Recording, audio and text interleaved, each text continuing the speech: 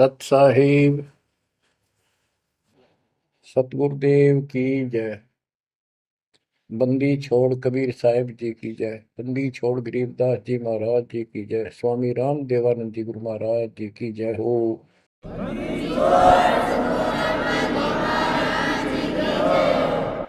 सर्व संतों की जय, सर्व भक्तों की जय, धर्मी पुरुषों की जय।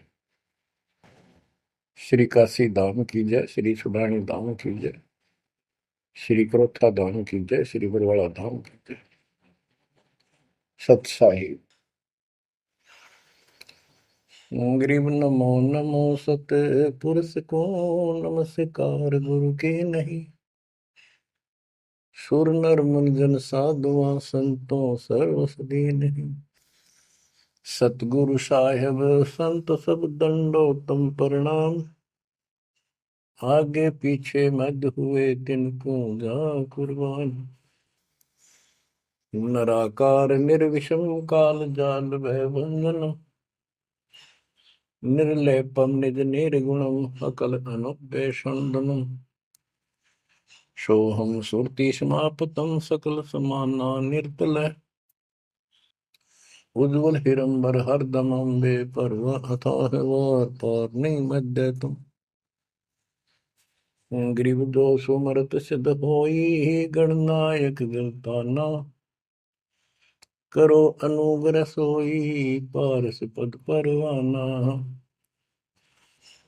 आदि गणेश मनाओ गणनायक देवन देवा। चरण कमल लाओ आदि अंत करूं सेवा। परम शक्ति संगीत अमृत सिद्धिदाता सोई। अविगत गुण अतीतम सत्य पुरुष निर्मोही। जगदम्बा जगदीशन मंगल रूप मुरारी। तन मन अर्पों शीसम भक्ति मुक्ति भंडारी। सुर नर मुनि जन ध्यामय ब्रह्मा विष्णु महेशा। शेष सहस मुख गावै पूज्य आदि गणेशा। इंद्र कुबेर सरीखा वरुण धर्म राय जावै। समर्थ जीवन जी का मन इच्छा पल पावै। 33 कोटि अदारा जावै सहस 88। उतरै बहुजल पारा कट है यम की फांसी। कबीर सतगुरु के उपदेश का सुनिया एक विचार। जय सतगुरु मिलते नहीं जाते नरक द्वार। नरक द्वार में दूत सब करते खेचा तान। उनसे कभू नहीं छूटता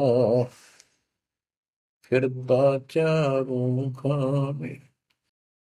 कबीर चार खानी में भरमता कबहू न लगता पार।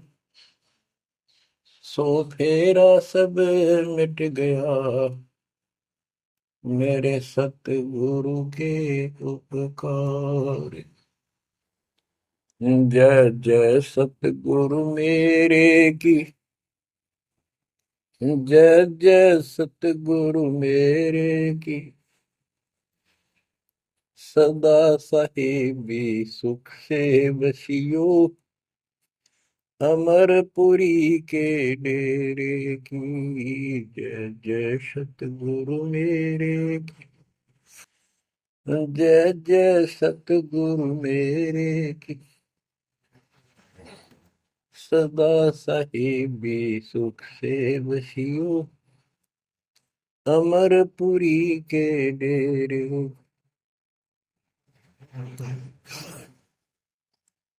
निर्विकार निर्भय तू ही और सकल वैमा। यदि साधो और सकल वैमा। सब पर तेरी साहिबी, सब पर तेरी साहिबी, तुझ पर साहिब नो, निर्विकार निर्भय, निर्विकार निर्भय तू ही, पूर सकल बेमान, हे जी साधु पूर सकल बेमान,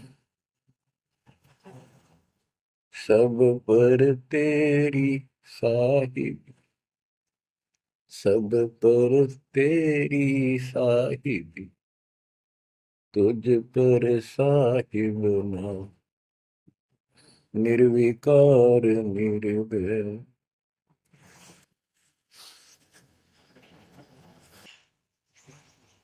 परम पिता परमात्मा कबीर जी की प्यारी आत्माओं, परमेश्वर की असीम रजा से, अपने पिता की असीम कृपा से आज इस घोर कलयुग के अंदर अपने को धर्म कर्म करने का प्रॉपर ज्ञान हुआ, विशेष ज्ञान विधिवत, और सच्चा ज्ञान, सच्चा भगवान, सच्ची भक्ति, और आपको पूर्ण सतगुरु प्राप्त हुआ। जो इस गंदे लोक में आकर हम परमात्मा को फिर भूल गए, भुला दिया हमारे को, भूले नहीं। ये त्रिगुण में माया, रविगुण धर्मा से निकल रहा है गुण, सतगुण विष्णु जी से, तनगुण शंकर जी से हमारे ऊपर इतना जबरदस्त प्रभाव रखता है कि हम सब भूल जाते हैं और इनसे प्रेरित होकर के सारे उल्टे काम करें। ब्रह्मा जी के गुण से या ठाठ बाट की इच्छा होती है, राजपाट की इच्छा होती है, और संतान उत्पत्ति बाई फोर्स कराई जाती है, जीव के वश का नहीं होता। और फिर ममता मोह एक ऐसा रोग लगा रखा है, ये सबता लग जाता है। किसी से 10 दिन ठीक से बात कर ले, उससे मोह हो जाए, और अपने परिवार में जन्म लेने वाले बच्चों को से तो होना ही होना, हुआ तो 8% सीने से लगाते हैं उनको। तो वो होता क्या है, ये काल का आहार तैयार करवाया जाता है। गीता अध्याय 7 श्लोक 12 में कहा है कि अर्जुन, रजगुण तमगुण सतगुण, रजगुण ब्रह्मा, सतगुण विष्णु, तमगुण शिव जी, इन तीनों गुणों के द्वारा जो कुछ भी हो रहा है उसका निमित्त मैं हूं, मैं इनमें नहीं हूं, यानी मैं इनसे अलग हूं, ऊपर हूं। रजगुण ब्रह्मा से उत्पत्ति, सतगुण विष्णु से मोह ममता एक दूसरे में जकड़ देना, सतीथी बोल रहे हैं इसको, टिके रहे यहाँ पर, और तम गुण शंकर से संहार। ये है यहाँ का प्रोसीजर। हमारी आंख कतई नहीं खुलती क्योंकि प्रेशर ज्यादा है, इतना दबाव है, जीव की अवस्था नहीं है। आपको इतना ज्ञान सुना दिया और सुना रहे हैं, इस ज्ञान से आपके अंतःकरण में ये फाइनल हो जाएगा एक दिन, क्योंकि बार बार कोई वस्तु सुनते हैं उसका धीरे धीरे धीरे धीरे असर बनना शुरू होता है। हम बातें सुनते हैं, सत्संग सुनते हैं, विचार मालिक के सुनते हैं, वाणी सुनते हैं, तो एक बार तो कति वैराग आ जाता है कि सचमुच बहुत गलत जगह फंस गए या कुछ भी अपना लेंगे।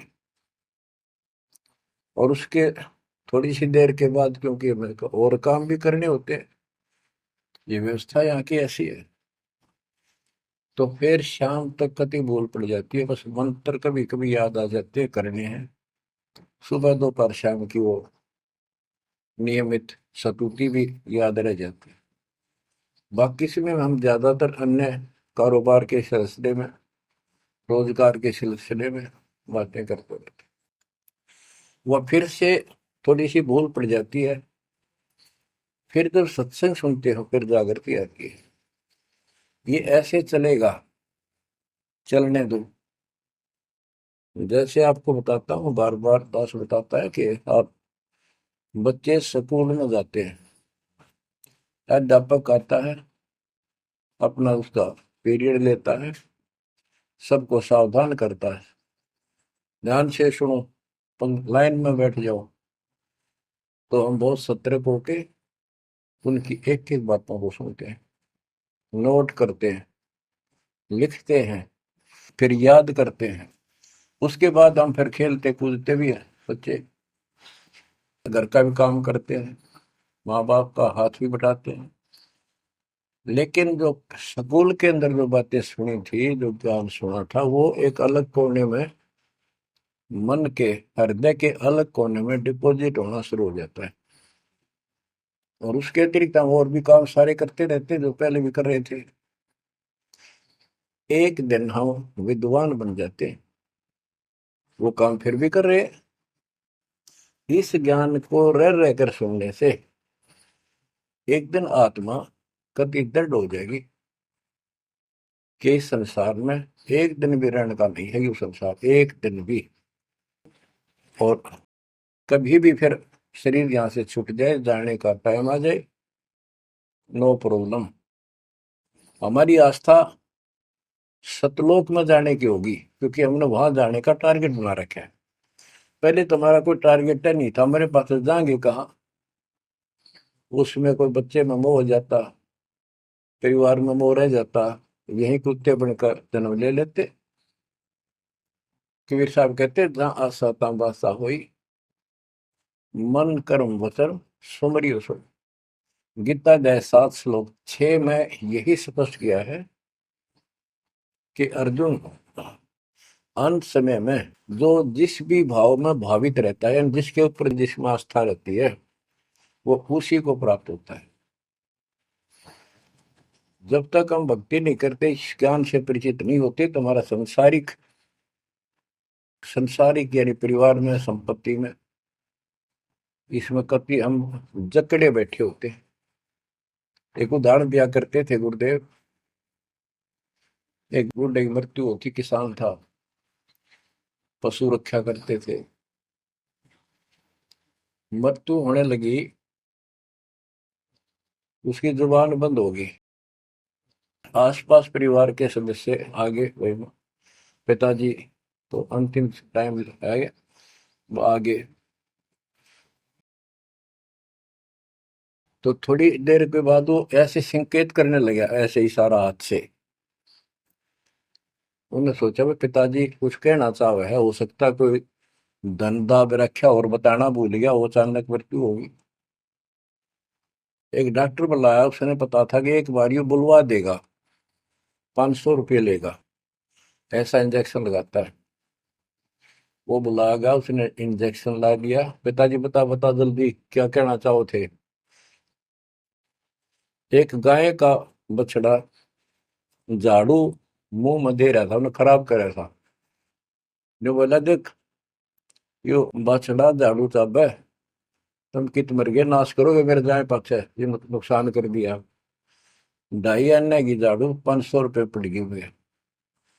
जहाँ साता बासा हुई, वहीं फिर कुत्ता गधा पशु बढ़कर वहीं जन्म लेगा। तो हमारी एक वृत्ति यहाँ से हटेगी इस ज्ञान से। अंतिम समय आप यहाँ कुछ याद नहीं आओगा, इस ज्ञान ने सुनते रहे और भक्ति करते रहे, मर्यादित रहे। ज्ञान के साथ साथ यह भक्ति आपको सहारा देगी अंतिम समय में, मन को उधर धकाने के लिए। वैसे नहीं है धकता है, वो ताकतवर है, ब्रह्मा विष्णु महेश मन का आधार मान रहे।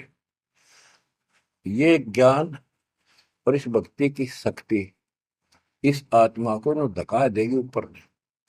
अंत समय में सेकंडों के अंदर सतलोक बैठे पाएंगे। इस पर लगे रहना, इस मार्ग से जैसे दास आपको बताता जाएगा। अमर करूं सतलोक पठाऊं, ताकि बंदी छोड़ करूं। कबीर साहब कहते हैं, मैं अमर करूं सतलोक पठाऊं भेजूं, इसलिए बंदी छोड़ कर लाता। अब यहाँ ये क्यों हो रहा है, क्या हो रहा है, आपको सब पता है। पहले तो नहीं था, पर अब पता लग गया आपको, बिल्कुल सही पता लग गया। माता पिता के सामने बच्चे एक या दो तुरंत मर जाते हैं, चक्कर मारते रह जाते हैं, हाथ कुछ नहीं आना, और कई महीने वर्षों तक उसकी याद सताती रहती है। हम इतने विवश हैं, हम इतने बंद में हैं, हम कुछ नहीं कर सकते, लाचार हैं। एक राष्ट्रपति किसी देश का या प्रधानमंत्री या अन्य कोई शख्स मानता अपने आप को, उसका इकलौता बेटा मर गया, प्रधानमंत्री का, टक्कर मारा वो टक्कर। और उससे पहले जब आकाश में वो थी उसकी तुती, साथ में आकाश में रहा था, उसका दिमाग धरती पे पटक दिया। एक बताते हैं, महाभारत में प्रकरण आता है, द्रोणाचार्य, ये गुरु था कौरव पांडव का, और शिक्षा दिया करता, मोह मत करो, मोह सबसे बड़ा खतरनाक है। द्रोणाचार्य का जब लड़का अश्वत्थामा मरा, मरा नहीं था उस समय तक, ये कह दिया गया अश्वत्थामा मर गया। वो झूठ बुलवाई गई थी श्री कृष्ण में प्रवेश काल द्वारा, कि एक अश्वत्थामा नाम का हाथी था, उसको मार दिया गया। और युधिष्ठिर का बहुत विश्वास करते थे सब कि ये सत्यवादी है, कभी झूठ नहीं बोलता। तो काल ने यह चाल चाली कि द्रोणाचार्य पांडवों की सेना को मार डालेगा। बहुत जबरदस्त तीरंदाज है, बहुत गजब का शूरवीर निशानेबाज है, इसको कंडम किया जाए। तो उसको कंडम करने का तरीका अपनाया कि इसको एक झूठी खबर फैलाई जाए कि इसको थमास का बेटा मर गया युद्ध में, फिर ये पागल हो जाएगा। ऊपर तक दुनिया गीत गाती है, जब लग गया अपने जब पता लग गया, तो युधिष्ठिर से झूठ बुलवा दिया कि तूने कह दे कि अश्वत्थामा पीते, अश्वत्थामा मर गया, तेरी झूठ भी ना होगी, हाथी मर गया ना, ये हो जाएगा। तो पहले तो युधिष्ठिर माना नहीं, फिर ये कहा कि हाथी मार दिया है, तो ये झूठ थोड़ी है। झूठ तो थी है, यूं थोड़ा। पहले हम छोटे से थे तो यूं कहते, अरे झूठ बोली तो ना पाप लगेगा, बोला ना, उंगली पर उंगली चढ़ा के बोली थी, ये कौन पाप लगे। यानी ये अपने फार्मूले हैं, पाप तो लगेगा। तो सब ने कहा कि आपका बेटा अश्वत्थामा मर गया, दौड़ना चाहिए। तो बोला नहीं, मेरा बेटा नहीं मर सकता, नहीं मर सकता, उसको मारने की हिम्मत किसी में नहीं है। कि युधिष्ठिर कह देगा तो मैं मान जाऊंगा। तब युधिष्ठिर ने कहा अश्वत्थामा थे नर व कुंजर, नर तो जोर तो बोल दिया, व कुंजर, भाई हाथी आदमी या हाथी, ये नहीं कह सकता। वो मन मन में बोल दिया। तो यह बात सुनकर अश्वत्थामा थे, अश्वत्थामा मारा गया। आगे कड़ा सुना था द्रोणाचार्य, नरवा कुंजर कह गया वो, इतना पागल ने ढाल हो गया, टक्कर मारा, कति कंडम हो गया, उसने हथियार भी नहीं उठा उसने। और पांडवों ने वो गढ़ जीत लिया उस साइड का जहां वो मोर्चा डटे खड़ा था। तो बच्चों, ये मोह इतना जबरदस्त है, जीव के बस का नहीं है। और बनता कुछ नहीं, बचाओ कुछ नहीं। तो इसका बचाओ अब है तो ज्ञान हो। ये ज्ञान जो दास बता रहा है, ये आपके हृदय में जच जा कति, ये कुछ भी अपना नहीं है। 100 की 100 सच्ची है, पर मन मानने तैयार नहीं, आत्मा को दबाए रखा है। ये सब काल आहार हमसे पैदा कराया जाता, जैसे कसाई बकरे पालता है। कसाई बकरे पालता है, उनके लिए चरागाह बनाता है, सुंदर तालाब बनाता है पानी पीने के लिए, उनके लिए छाया, गर्मी, सर्दी, ओलों से बचने के लिए शेड डालता है। पहले झोंपड़ी डाला करती थी, तो उस घास फूस के और लकड़ी, अब टीनों का शेड बनाते, पंखे लगा दिए गए। और ये समझो कि जैसे कसाई ने 3 पाली रखे हैं नौकर, एक बकरे मोल लाके वहां छोड़ता है, दूसरा उनकी पालन पोषण करता है, और तीसरा उनमें से निकाल के और अपने कटवा देता, बेच देते हैं, कसाई को सौंप देता है। ये प्रोसीजर है यहाँ पर। जैसे कसाई कभी कभी आता रहता है, बकरों को देखता है, संभालता है, तो उनके कमर पे हाथ मारता, शरीर पे, और वो उसको अपना एक बहुत हमदर्द मित्र मानते हैं, मालिक मानते हैं। देखो हमारे को कितनी सुविधा दे रखी है, पानी क्या, घास क्या, गर्मी सर्दी से बचने का। वो देखता तो हाथ मार के ऐसे है कि ये कितनी कीमत का हो गया, कितना मांस है इसमें। और वो समझते हैं ये प्यार करे हमारे से, कसाई लाड करता है, वो भी उसको प्रतिफल में जीभ से चाटते हैं, उसका हाथ प्यार करते हैं। और कई कई तो उसके ऊपर पैर फैला कर उसको प्यार देना चाहते, सीने से लगाना चाहते हैं। बकरे ऐसा पशु भी प्यार देते हैं, उसको अपना मानते। वो देख रहा है इसमें मांस कितना है, और नौकरों को बता देता है इन इनको निकाल लो। उसका कोई रहम नहीं है, कितना लाड करो, कितने उसके गुण गाओ। उसका उद्देश्य यही है, उसका मतलब यही था, उनको पालने का। कबीर साहब कहते खाई खुराक का पैन पोशाक यम का बकरा पलता है।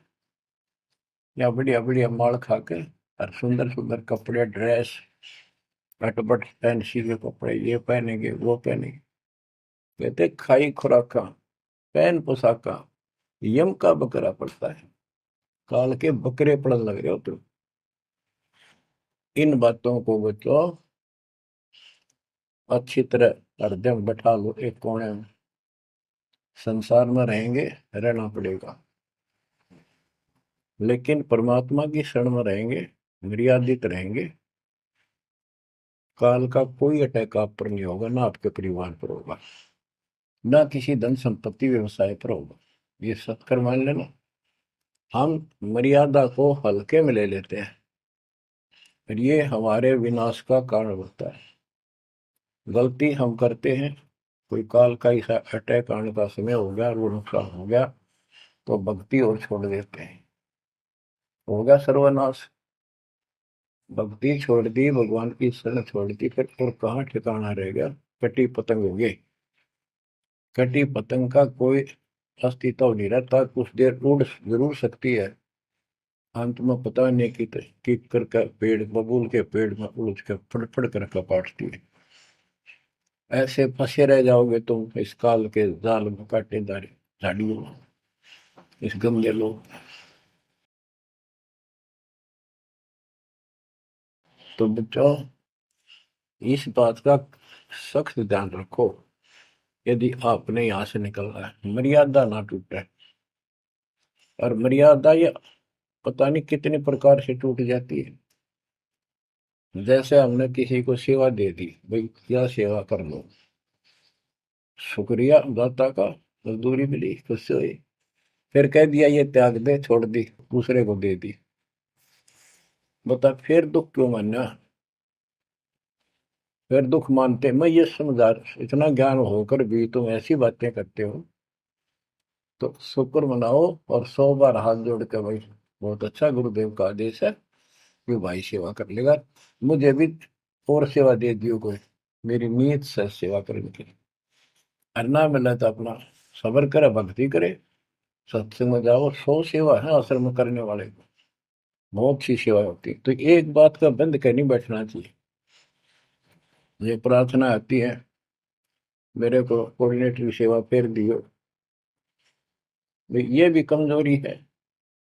जैसे एक डॉक्टर के पास बूढ़ा आदमी गया, कमजोर सा, अवस्था में, अस्थि पिंजर बने जा शरीर का,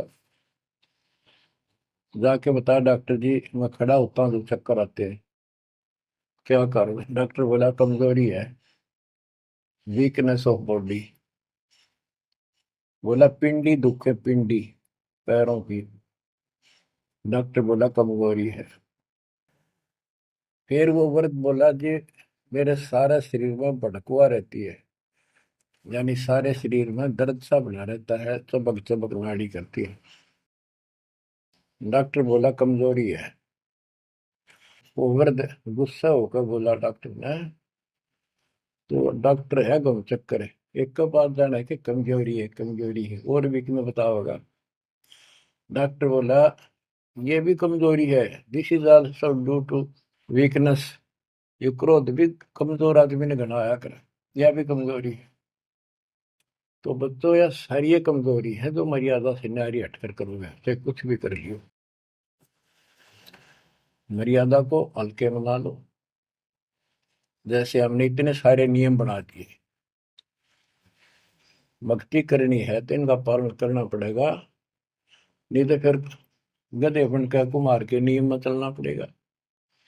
एक कदम भी अपनी मर्जी से नहीं जा सकते, बैल बनकर नाथ डल जाएगी, छच्चर बनकर बुग्गी में दौड़े जाओगे रेड़ी में, फिर चलेगी क्या आपकी मर्जी। असंग जन्म तन मृत्या हो गए, जीवित क्यों ना रे। दवा दस दर मद मैल मठ बोरे, बोर ना दे धरे रे। तो बच्चों जीवित मर लो, इन बातों को छाती में धर लो, हृदय में बैठा लो, कति मस्तिष्क में। ये संसार आपका नहीं है, ये परिवार आपका नहीं, ये संपत्ति या कार कोठी तेरी नहीं, गरीब काया तेरी है नहीं, ये माया कहां से हो।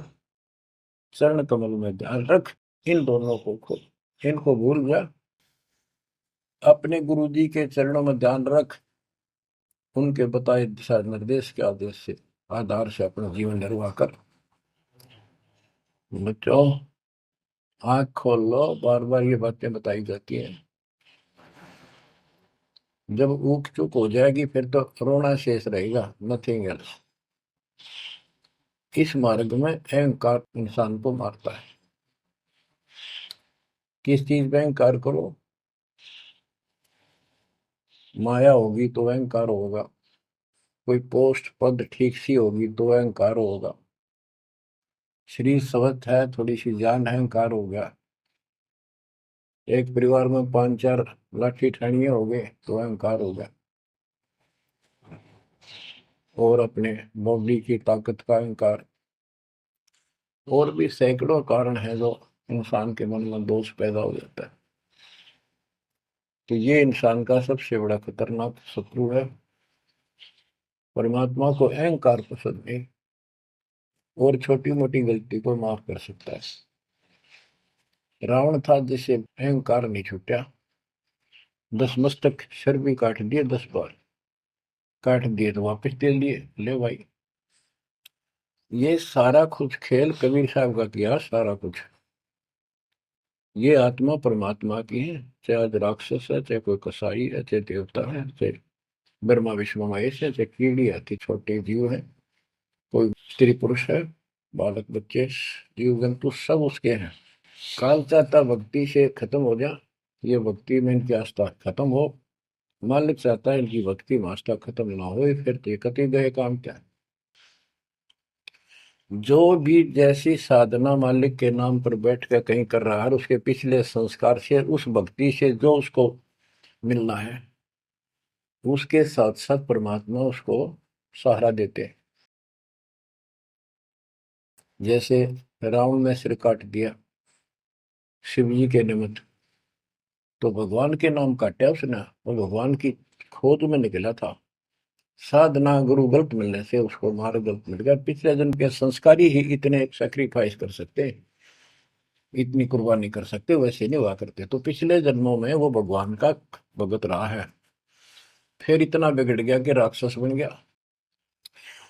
तो उस मालिक ने उसको 10 शीश वापस दिए, लेकिन बकवाद करी तो अंत बुरा हुआ। उसके कर्म मधु सिद्धि दिशे दीदी की, उनसे धन ले दिया, वो धन भी यही छोड़ गया।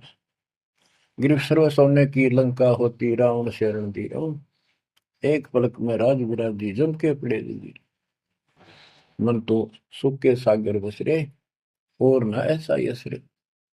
क्या मांगो कुछ थिर न राही, देखत नैन चला जग जाई, एक लख पूत सवा लख नाती, उस रावण का आज दीवान बाती। एक पुत्र मांगते फिरते हैं, एक बेटा देते, हे भगवान बेटा हो गया। बेटियों की तो हम गिनती नहीं करते, बेटा चाहिए बेटा। वो किस लिए वो गलतफहमी पैदा कर रखी थी कि बेटा ना हो तो गति नहीं होगी माँ बाप की, क्योंकि अंत समय में जेठा बेटा, बड़ा पुत्र माँ बाप का अंतिम संस्कार कराए, यानी उसने फूका है, फिर उसकी अस्थि डाल का है, फिर उसकी क्रियाक्रम करावे, तो उसकी गति हो। और जिसका बेटा नहीं उसकी गति नहीं हो सकती, उसको तो संतान वाला मानते भी को नहीं, मना नहीं करते थे। अब तो ये चांदना होगा, रोशनी होगी, बेटा बेटी है, कितनी मूर्खता का काम था। लेकिन काल ने तो उल्टी पढ़ाई पढ़ानी, उल्टा रास्ते डालना, वो होना एक परंपरा बनाकर बैठ गए। वो एक लकीर के फकीर होंगे। जैसे राजा दशरथ का सबसे बड़ा बेटा रामचंद्र था, उसको राज दे दिया, और बच्चों फिर उसको वनवास देना पड़ गया मजबूरी में। रामचंद्र जी वनवास में चल पड़े। राजा दशरथ का इतना मोह था अपने बच्चों में, रामचंद्र में विशेष, और जो बिछुड़ा उसमें ज्यादा हुआ करे, तो दोनों चल पड़ा। महल के ऊपर चढ़ के देखा, दिखता रहा, फिर नहीं दिखा तो चौबारे की अटारी पर चढ़ गया। चौबारे पर चढ़ कर जहां तक उससे दिखा, फिर मुंडेर पर चढ़ गया, एडी ठाई गिर गया, वहां से जमीन पर गिर गया, गिरते मर गया। अब रामचंद्र वापस नहीं आया, उसका अंतिम संस्कार किसने करा? वो पूछने वाला वे मंदबुद्धियों ने जो दुनिया को भ्रमित क्या करते थे, किसी की अकल वहां नहीं गई वहां तक। जेठा बेटा था ही नहीं, फिर उसके अंतिम संस्कार किसने करे? दूसरे ने करे होंगे। तो ये बात कहने की है, तो इसका मतलब उसकी गति हुई नहीं, बेटा होते हुए भी अंतिम संस्कार नहीं कर सका। तो इन बातों ने छोड़कर सतगुरु कबीर साहब द्वारा जो ज्ञान दिया है, इस पे दृढ़ हो जाओ। देखो, हमारी सारी बात उल्टी है। भक्ति मार्ग में बेटा है, बेटी है, अच्छी बात है। परमात्मा के चरणों में लग गए दोनों, तो हम तो बरी से हो गए, क्यों? भगवान आप पर खड़ा हो गया। और बेटा भक्ति नहीं करता, बेटी करती है, तो एक कौडी का नहीं हो बेटा किसी काम का। कबीर साहब कहते हैं, राम रटत कन्या बलि, साकर फलाना पूत, छेरी के गलगल थना, छेरी के गलगल थना, जिसमें दूध न बूत। बकरी के गल में एक खालडा लटका रहा थन के साथ, व्रत की खाल। कहते वो बेटा था गल का, ऐसे वजन है सिर पर, बेमतलब का व्रत का दिखावा दिखावा है। और वह बेटी अच्छी, राम रटत कन्या बली, सकट बुलाना पूत। तो बच्चों, ये दातम मार्ग है, इसमें सारी बातें पहले से विपरीत हैं। देखो, बेटा ना होगा, बेटी बेटी होगी, तो यहाँ सृष्टि नहीं चलेगी। और बेटी बेटी होगी, बेटा नहीं हुआ, तो भी दिक्कत संसार की सृष्टि में आ सकती है। बाकी भगत का कोई फर्क नहीं पड़ेगा। इन बातों को जो दास कहता है, इनको एक सामान्य बातें ना समझना, निष्कर्ष है इस जीवन का। जिसके बेटी नहीं है, उसको ये तड़प रह जाती है बेटा होता, या भूल के भी ना करना। इन बेटे वाले ने देख लो कितने सुखी, टाइम पर रोटी नहीं, चाह नहीं भी तरसे बैठे बैठे। वो सोचे बड्डा दे देगा, छोटा सोचे बड्डा आप दे देगा, बड्डा सोचे छोटा कह देगा। बड़े बेटे आख्या मत आंसू बुढ़ा में। और बेटी आखिरी सांस तक प्यार देती है अपने माँ बाप को। एक आदि ने कमी का कह नहीं सकते, वो किस्से के बिना होती हो तो आत्माएं नष्ट होती है। आखिरी सांस तक यहाँ भी हमने देखा, जैसे लड़की रोटी खा रही है और लड़का वैसे बैठा था। माँ ने कहा बेटा वो सामान ला उठा कर, रोटी तैयार बनाऊं भोजन। बैठा बेटा ना लाऊं, यूं कौन खोए अलावे। बेटी तो कहा भी कोई ना, रोटी खाती खाती छोड़ के आण की थी, एक 10 साल का की होगी, लड़का 12-13 साल का। उठ कर रोटी छोड़ के हाथ धोकर और सामान लाकर माँ को दे दिया। लेकिन फिर भी बेटे में मोह ज्यादा और बेटी में नहीं। इसका कारण यह था कि हमने बेटी को बाहर बना लिया इस गलत रीति रिवाज से। बेटी तो 15-16-20 साल की मेहमान होती है आपकी। ये तो परमात्मा की बेटी 2 गुना का सुधार करती है। आगे जाके घर बसावे, उस परिवार को भी सुधारे और माँ बाप के अंदर मोह न्यारा रहे। तो भाव ये है कहने का, अगर बेटा नहीं है ना और भगत है, उसके सब भगवान धरती पर नहीं। प्रथम तो वो है जिसका कति संतान नहीं, वो भगवान। दूसरा वो है जिसका बेटा ना हो, बेटियां की करके शादी वृद्धावस्था में अपना लेकर माड़ा जब है। और बेटी वहां बैठी भी माँ बाप की चिंता करेंगी और कोई ना कोई सुविधा उनको देती रहेगी। और बेटा छाती पर रह के भी खून फूके जाएंगे, कति साफ दिखाई दे है, इसमें कोई मानो तो ना मानो। लेकिन बेटे भी हैं, ठीक है, और उनमें वो भी भक्ति करो, आप भी करो, कुछ दिन में उनको समझ आ जाएगी। पुत्र वधु भी भगवान से डरने वाली हो जाएंगी, माँ बाप का ध्यान रखें, वैसे कोई विकल्प नहीं इसका। लेकिन इस दुख को हम अच्छा मानते हैं पुत्र ना होने से। हम तो काल ने गधे बना रखे हैं। जितना कष्ट हमें रहे और वजन लग जा रहा है तो हम सीधे चला और कम हो जाता मानने को नहीं। हमारा तो जैसे एक माई का पुत्र मर गया 15-16 साल का, और भगत थी, टक्कर मारी, रोना पड़े है कि बस की बात है, पाला पोसा ले जाता का। फिर उसने थोड़ा सब्र हुआ जैसे। उस दूसरे जो एक और बिना भगत थे उनके पड़ोस में, जो उनके लड़के की शादी होगी और वह पत्नी थी बदचलन, उनको समझाने की चेष्टा करी कि तू ऐसा ना कर। लेकिन वह तो मानी नहीं, उसने वही फांसी खा ली। अब वह भी मर गई और वो बेटा भी जेल में, और वो सारे जेल में। वो दहेज के कारण, एक बेटा था ऐसे ही, उसने बहू को प्रताड़ित किया दहेज लेने के लिए। गरीब घर की लड़की थी, उसने सुसाइड कर लिया। वैसे सुसाइड करना कोई विकल्प नहीं है, इसे गंदे आदमी को छोड़कर कुमारी रह ले, अपने घर पे बैठ जा। तो उस बेटे के कारण माँ बाप ने भी सजा हुई, बहनों तक भी जेल होगी। इसे बेटे ने के फूका, ईसा तो पहले मर जाता था अच्छा था। लेकिन हम इस बात को मानने को तैयार नहीं है, ना मानने के जब क्या कर लोगे, काल तक आ गया, मारे जाओ टक्कर।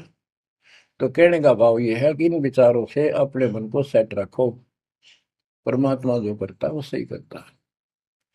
जैसे आपको बताते रहते हैं, एक बार हजरत मूसा जी, यहूदी धर्म के प्रवर्तक में, से किसी ने पूछा सत्संगी ने कि आज के दिन सबसे बड़ा इल्म वाला यानी ज्ञानी कौन है, उसने अपने आप को बताया। तो उसका अल्लाह बोला, जिसको खुदा मानते हैं, जिसने कुरान का ज्ञान दिया, बाइबल का दिया। कि मूसा तने ये बात बहुत गलत की, मुझे अच्छा नहीं लगा, तुमने अपने आप को कैसे कह दिया मैं सबसे विद्वान हूँ। अब मूसा जी भी अपनी जगह ठीक थे जी, यो ज्ञान आपसे प्राप्त हुआ, आप भगवान खुदा हो, और खुदा जो ज्ञान देता हुआ सबसे उत्तम होता है, मैं उसी के आधार पर कह दिया। बोला नहीं, तेरा ज्ञान तो अल खिजर के ज्ञान के सामने फर्स्ट भी नहीं, कुछ भी नहीं है। तो अलखिजर के पास मूसा जी पहुंच गए। अलखिजर जी ने कहा, कबीर साहब थे वो, कि मेरी तो बातों को माननेगा नहीं, विश्वास नहीं करेगा, जो मैं को बातें माननी पड़ेगी, कोई ऑब्जेक्शन नहीं होना चाहिए, और बोल लेगा नहीं, सुन देखता देखता रही। वो बोला, मूसा जी बोले, बिल्कुल महाराज, जैसे आप कहोगे, मुझे सब्र करने वाला पाओगे, कतई मैं ऑब्जेक्शन नहीं करूंगा आपकी बातों में। अगर तू खरा उतरा तो ज्ञान बताऊंगा, ना बताऊंगा नहीं। उसने रास्ते में चलते एक जवान लड़का था, 17-18 साल का। अलखिजर ने पकड़ के और उसकी गर्दन पकड़ के मार दिया। तो मूसा जी बोले, तनिष बेकसूर को मार दिया, तेरा दिमाग खराब है, यूं क्यों मारा तेने, क्या बिगाड़ा तेरा इसको।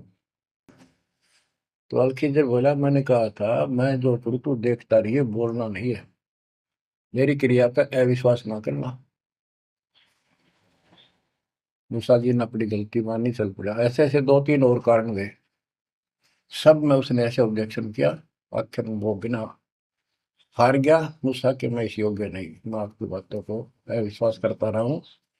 लास्ट बताया जाए कि इस क्रिया के बाद तो फिर ऑब्जेक्शन किया तो मैं तेरे से बात नहीं करूंगा, ना पे बताऊंगा। ज्ञान बोला भी ठीक है, उस पर भी हार गया वो। तब अलखेजर बोला, सुन ले, ज्ञान तो तूने बताऊ नहीं, तो वो लड़का क्यों मारा था। वो ऐसा दुष्ट पैदा हो गया था, इसके माँ बाप भगत हैं, और उनको इतना परेशान करता, वह रो रो का टाइम काटते। उसके स्थान पर भगवान ने उनके घर में 50 साल की उम्र में एक बेटी का जन्म दिया। उनका सुखी जीवन रहा। ये प्रमाण है उसके अंदर, बाइबल के अंदर। तो बच्चों, ये सत्य मान लो, मालिक जो करे उसको सही मानो। ऊक चूक हो भी जा तो भगवान से दूर ना हो जाना। वो जो करेगा, भगवान कभी गलत नहीं करेगा। ये तो आपने मानना ही पड़ेगा। गलत तो हम करे बैठे, हाँ यू काल करवाने लगेगा, पर रोज गलत हुआ है, एक दिन भी तो नहीं। तो बच्चों, परमात्मा की प्रत्येक क्रिया पर विश्वास रख कर चलो तुम। हमने चाहे कितना नुकसान होता दिखे, राज्य क्रमता राम की रजा दरशीष, दास गरीब दरस परस तिस बैठे जगदीश। हम अपनी विचारधारा को ऊपर रखा है, जो घिसी पट्टी और बिल्कुल बकवादों से भरी होती है। इस कारण से हम भगवान पे विश्वास, गुरु जी पे विश्वास, और सब क्रियाओं पे विश्वास करके अपने कर्म छोड़ के फिर काल के जाल में फंसे रह जाते। और वहां कुछ है ही नहीं। वो तो सारे उल्टे कर्म, बेसिक परंपरा बनावटी है। बच्चों, विश्वास करो अपने बंदी छोड़ पे, विश्वास नहीं करोगे तो मार खाओगे। गरीबदास जी कहते हैं, गरीब सर्जन अर्जुन को सतगुरु मिले, मक्के मदीने माही, 64 लाख का मेल था, दो गन सब ही जाही। गरीब चंडाली के चौक में सतगुरु बैठे आए, 64 लाख गारत गए, दो रहे सतगुरु पाए। गरीब सरजुन अर्जुन ठाहरे, सतगुरु की प्रतीत, सतगुरु यहाँ ना बैठिए, जो द्वारा है नीच। गरीब ऊंच नीच में हम रहे, हांड चाम की दे, सरगुन अर्जुन समझियो, रखियो शब्द स्नेह। बच्चों, सरजुन और अर्जुन नाम के दो मुसलमान थे। इनके नाम तो मुसलमान पद्धति पर थे। परमात्मा मक्का मदीने में गए तो वहां बहुत से चमत्कार किए। इन दोनों आत्माओं को समझ में आई ये बात। फिर ये सारी संगत में वहां मुसलमान थे, 2 वक्त मुसलमान हुए। इन्होंने कहा, वैसे तो काफी थे मुसलमान भी, पर ये विशेष दृढ़ थे, सब नियमों का पालन करने वाले थे। तो इनका नाम बदल के सरजुन और अर्जुन रख दिया। परमेश्वर कबीर जी ने संगत की परीक्षा लेने के लिए एक लीला की कि ये विश्वास करते हैं या नहीं करते हैं। क्योंकि भक्तों में गुरुदेव के आदेश का भी पालन कम होने लगा था। जैसे एक लड़की थी, उसको ज्ञान हुआ वो गलत काम करती थी, वैसा थी। अपना जीवन सुधारने के लिए मालिक से ज्ञान सुना, सत्संग में आने लगी, तो संगत वाले उसको धिक्कारने लगे। गुरु जी से बताया, गुरु जी ने सत्संग के माध्यम से कहा, भाई आपने इस चीज से कोई लेना देना नहीं, कोई सत्संग सुनेगा नहीं तो आत्मा कैसे साफ होगी, कपड़े को पानी साबुन लगेगा नहीं, उसका मैल कैसे उतरेगा। फिर भी वो जैसे तैसे अटपट करते रहते हैं। एक दिन मालिक ने परीक्षा ली, एक लड़की उस वैश्या को हाथी पर बैठाया, हाथी किराए पर लिया, हाथ में गंगा जल, सफेद पानी बोतल में भर लिया जैसे शराब हो। लड़की के कंधे पर हाथ रख लिया, सारी काशी में घुमा दिया, साथ में रविदास जी थे। तो जितने भी सबको पता चलता है, लोग देखते गए, शिष्यों को बुला बुला के लाओ, देख हम तो क्या करते, वहां पर वैश्या तक जाती है, दुल्हा करेक्टरलेस है। पहले तो हम भगवान क्या करते उसको, इतने सुख दे दिए, जिसमें जान निकली पड़ी थी, टोटा दुखी कर रहा था, शरीर में कष्ट थे, कहीं सुबह का रोटी भी नहीं थी, और इतने ठाठ कर दिए गुणे दिनों में। जब तो भगवान थे, आज वो शैतान लगे। ये हमारी कमजोर बुद्धि, जीव बुद्धि की सोच थी। सब परमात्मा को छोड़कर दूसरी साधना करने लग गई। गरीबदास जी कहते, बड़ुआ बड़ुआ सब कहे कोई ना जाने खोज। क्यों ऐसे किया था उस बालक ने, इसको कोई नहीं समझ सका। दास गरीब कबीर कर्म, बट सर का बोझ। कि वो इतने शिष्य बना लिए थे, उसका भार गुरु पे होता है उनको पार करने का। और वो सारे निकम्मे हो गए थे, अविश्वास कर रहे थे, मर्यादा का पालन नहीं करते थे, तो एक का झटके में सारे आपा पड़ गए, वो भार सारा उतर गया। तो उस समय अर्जुन सर्जुन बाहर गए हुए थे, उनका ड्यूटी लगाई थी, तू जाया करो मुसलमानों के मेला में, वहां समझाओ लोगों को। तो मक्का मदीना से ये आए। उस समय सारी लीला हो चुकी थी, और कबीर साहब उनकी परीक्षा के लिए उस दिन भी उस लड़की के घर जा बैठे, वैश्या के आंगन में। अर्जुन सर्जुन को बताया कि गुरु जी तब भाई कति गिर गए, जुल्म कर दिया सरेआम, वैश्या के साथ साथी में घूम रहे थे, शराब पी रहे थे।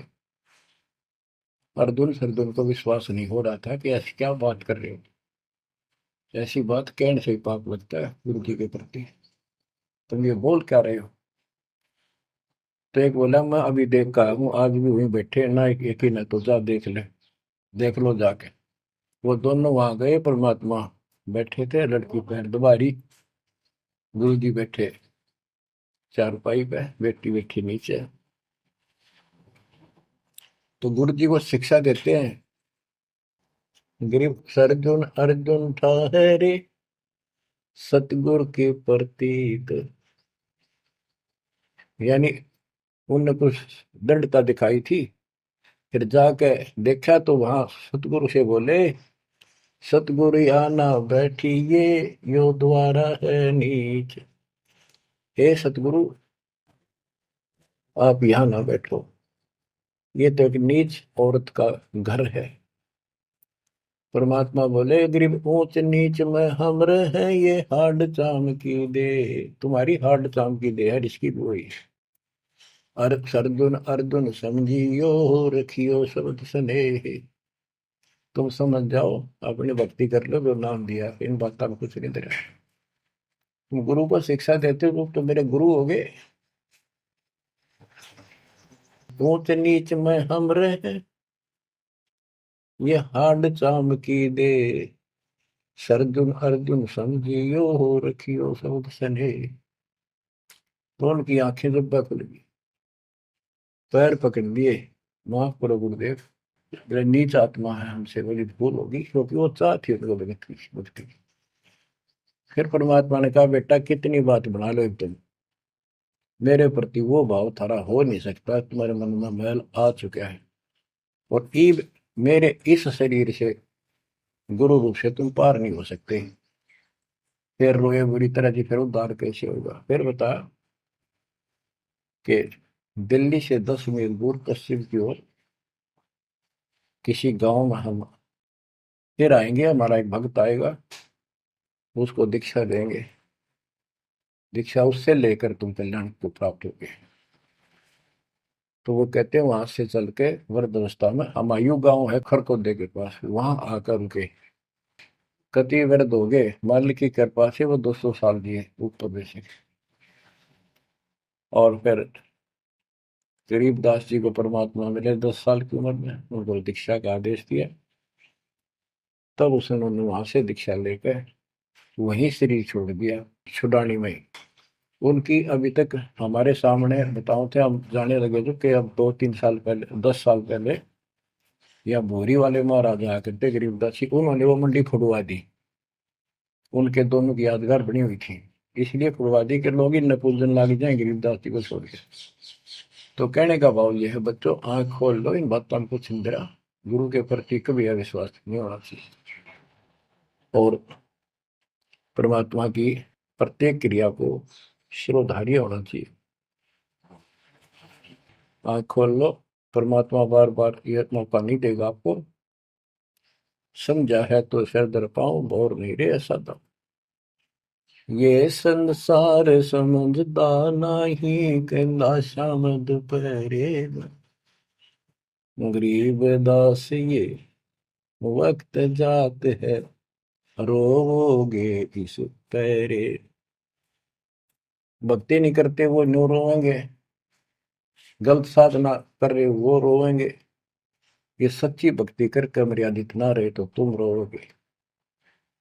कभी सीधे हो जाओ, समर्पित हो जाओ, मालिक के चरणों में सदा ध्यान रखो, बुराइयों से बचो, सेवा सुमन दान करो, मर्यादा का निर्वाह करो, मालिक आपको मोक्ष दे। सत्साई।